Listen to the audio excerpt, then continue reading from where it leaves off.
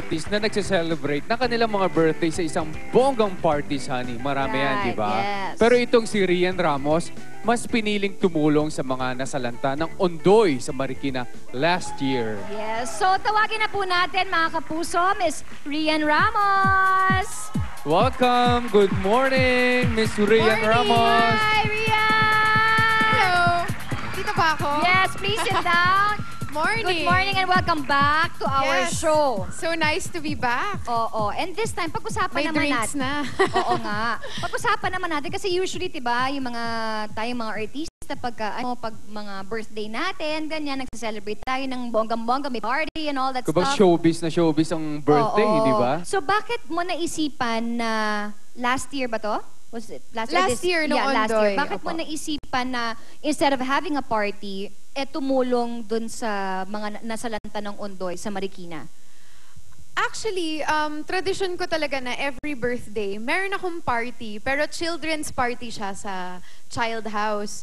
So, sineselebrate ko siya with yung mga kids na either with cancer or may disease na baka hindi na magamot or sinusubukan talagang gamutin. Pero nung last year kasi, nagkabagyo nga yung Ondoy. Tapos, naisip ko na at the time, importante talaga, lahat ng tao kasi tumutulong nung time na yan. At saka importante na kung may mas-spare ako na pera, doon ko ilagay. So, pinili ko yung Marikina kasi talaga namang grabe na nangyari sa kanila. Kung paano sila nahit ng bagyo. Tapos, sinabihan ko lahat ng friends ko, parang tinext ko sila. Sabi ko, ayoko ng gift. If ever may gustong magbigay, binigay ko na yung bank account ko. Tapos, parang sabihin na lang nila kung magkano para alam ko kung ano yung itatanggal ko doon. Tapos, bumili ako ng food, yung mga kanin, ganun-ganun. Tapos sinabi ko din sa mga sponsors ko. Right. Actually, sila yung sobrang laking tulong kasi may isa akong sponsor na nagbigay ng 1 million sa Kapuso Foundation. Wow! Ang laki naman. Yung Kapuso Foundation na yung bahala, yun yung gift nila sa akin. Binigay nila sa Kapuso Foundation yung 1 million. So sila na yung bahala. Kung ano yung gagawin nila doon sa 1 million kung hindi man nila inmalay sa Marikina, so marami din kaming natulungan. Yes, hindi lang sa Marikina. Basta kung sino man yung mga nasalanta ng Ondoy, or pwede rin naman sa Kapuso Foundation, dami kasi nang tinutulungan yan, diba? Yes, Yung mga sakit, yung mga ganyan. So, Rian, afternoon, fulfilled ka ba? Actually, sa totoo lang, parang sa dami ng pwede mong gawin para sa lahat, hindi matatapos yung feeling na gusto mong tumulong. May ganun pa rin. Hindi naman mawawala yung feeling na ganun. Pero nung araw na yun, sobrang saya ko lang talaga kasi hindi lang...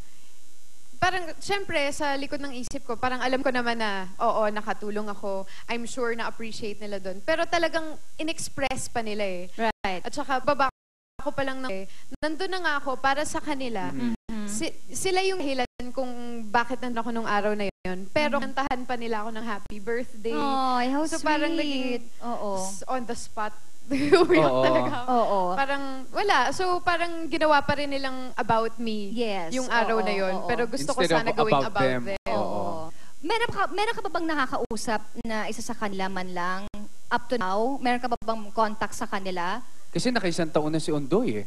Oo, 1 year na. Naka 1 year na siya. Up to now, sa mga tao nung araw na yun, hindi eh. Pero yung mas in contact ako, yung mga tao dun sa child house. Kasi every year talaga ako nag-birthday dun. Siyempre, tatay, meron din tayong surprise for Rian. So, tawagin na po natin ang mga surpresa natin para kay Rian. Si Karen, si Hilda, at si Malu. Alam mo ba kung sino sila, Rian? Sila yung mga natulungan mo noon. Yes, sila yun. Karen, ikaw ba yung isa sa mga tumulong mag-organize ng itong pagtulong ni Rian? Tama ba ako? Meron po kasi sa IVC, Industrial Valley Complex, na nalaman po namin sa community worker namin na si Pastor Alwin Abanto.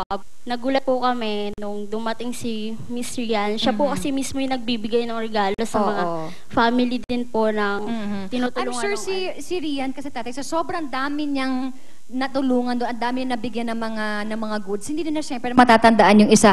So ito na yung pagkakataon mo na makita talaga sila. Miss Hilda, ano po ang na-experience at that time? Kami po yung nakatanggap ng mga Lapit lang po. regalo po galing kay Miss Rian Ramos.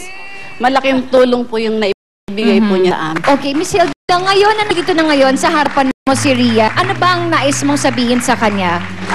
Miss Rian, maraming salamat po sa binigay niyong tulong sa amin. Marami po kasi natulungan na pamilya nung panahon na unti na talagang lumubog po kami.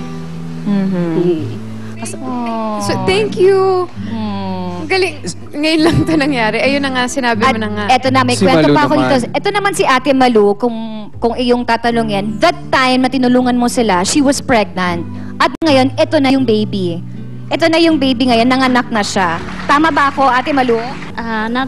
Masaya kami noon kasi hindi naman ako pwede pumila sa iba. Kaya yung nagbigay siya ng ticket, tuwang-tuwa kami kasi hindi na ako makigulo eh. Kasi nakakagulo talaga yung araw na yun, hindi ba? Gulo kasi dahil, Siyempre, ang sa hirap nung nangyari sa Opo. Olandes. Kailangan talaga namin ng tulong nung panahon na yun. Hindi ako pwede basta dahil buntis ako. Yung sinabi ni Pastor, Ate Malo, magbigay ng tulong si Rian. Ito yung ticket, bahala ka na dito.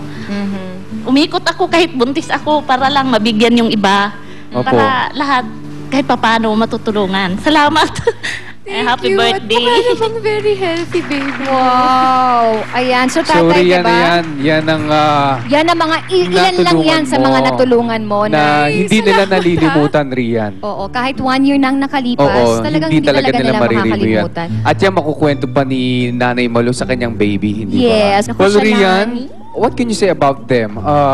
Ngayon na nandito sila, very appreciative sila sa iyong mga gesture, lalo na yung panahon ng undoy. Wala, thank you. Salamat naman na pumunta pa kayo dito kasi hindi, kahit kailan naman pag may ginagawa, hindi naman talaga ako nag-expect ng thank kapalit. you.